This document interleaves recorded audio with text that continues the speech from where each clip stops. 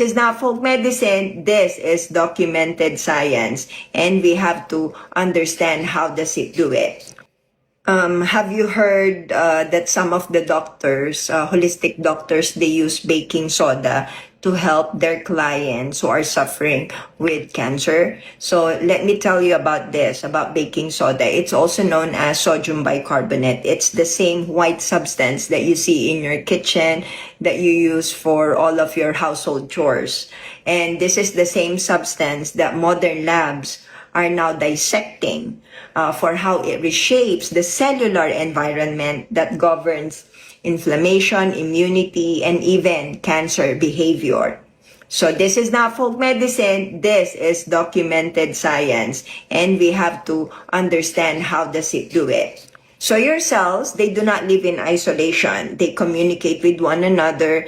They perform a specific function, and they do it in unison. So one of the most powerful forces in that neighborhood is your pH. And acidity is not a side detail. It is a biological signal. Change the acidity around the cells and you change how enzymes work, how immune cells communicate, and how stressed or malignant cells behave.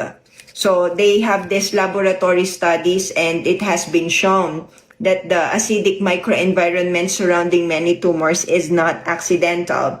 It is a survival strategy of those cancer cells. So acid can promote invasion, alter metabolism, and help cancer cells evade immune detection.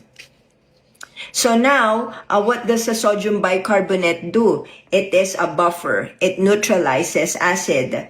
In controlled laboratory and animal studies, scientists have explored whether altering systemic or local pH can influence biological responses. Okay, and this is what they found out. Some experiments demonstrate that modifying acidity can change cancer cell growth patterns and metastatic potential in model systems. So if you're interested with this, I'm going to tell you the PMID. It's 1870831 and 2087607 because this is really long.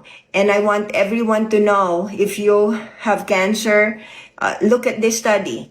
You know, it might change your life, especially for those who are into natural medicine, you know, because we are pro-choice. And look at this study. Bye.